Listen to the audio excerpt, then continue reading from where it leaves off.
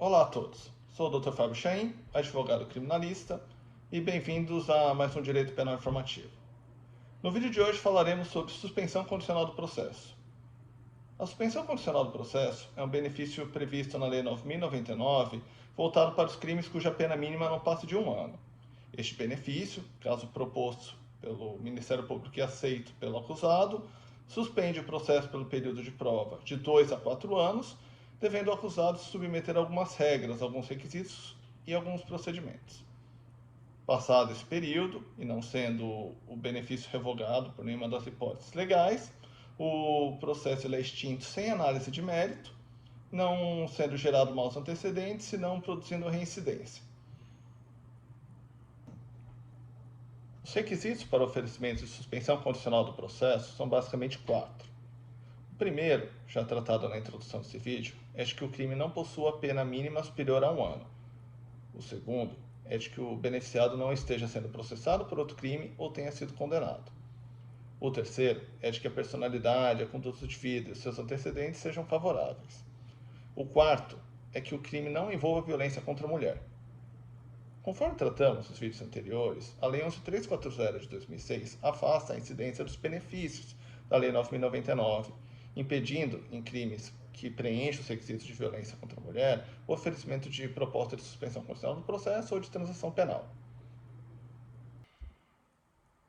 Diferente da transação penal, a suspensão condicional do processo ela pressupõe o oferecimento e um recebimento de uma denúncia, ou seja, o início de uma ação penal. Optando o Ministério Público pelo oferecimento de proposta de suspensão condicional do processo, é marcada uma audiência específica para essa finalidade.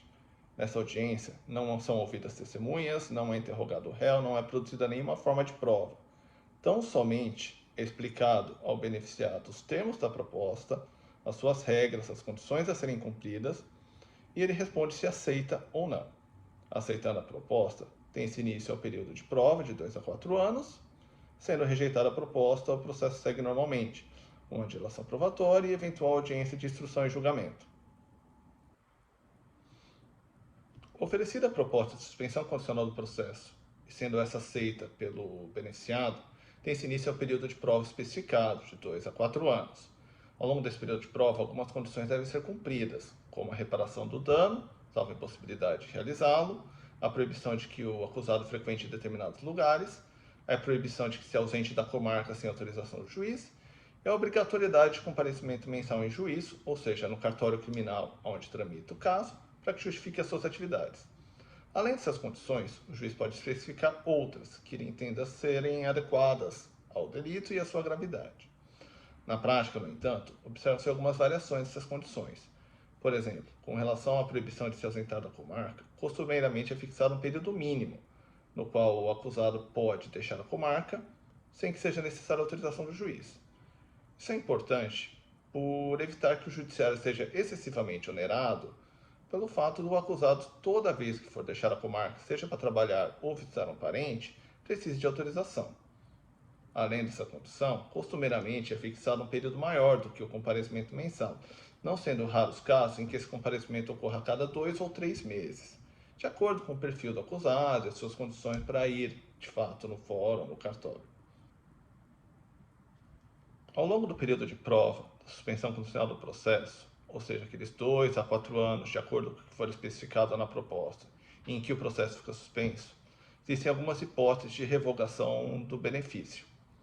As duas primeiras delas implicam na revogação obrigatória, e são que o acusado seja processado por outro crime ou que ele não tenha reparado o dano causado pela sua conduta, salvo impossibilidade de fazê-lo. As outras duas hipóteses de revogação facultativa são que ele venha a ser processado por contravenção penal ou que ele descumpra as condições da proposta, ou seja, que ele tenha frequentado lugares que não permitia, que ele tenha se ausentado da comarca por um período maior do que o permitido, que ele não tenha comparecido mensalmente no fórum para justificar as suas atividades. É sempre importante, então, que o acusado esteja atento às condições do seu benefício e às hipóteses de revogação, evitando assim que ele o perca e que o processo seja retomado, gerando o risco de uma eventual condenação criminal, com as consequências específicas e a geração de maus antecedentes e reincidência. No vídeo de hoje falamos sobre suspensão condicional do processo. o conceito desse benefício, os seus requisitos, o seu procedimento, as suas regras ou condições que devem ser seguidas e as hipóteses de revogação. Na semana que vem, falaremos sobre acordo de não persecução penal, mais um benefício previsto em legislação recente e que visa evitar o processo e uma condenação criminal. Agradeço a presença de todos, fico à disposição para tirar alguma dúvida nos comentários e até a próxima.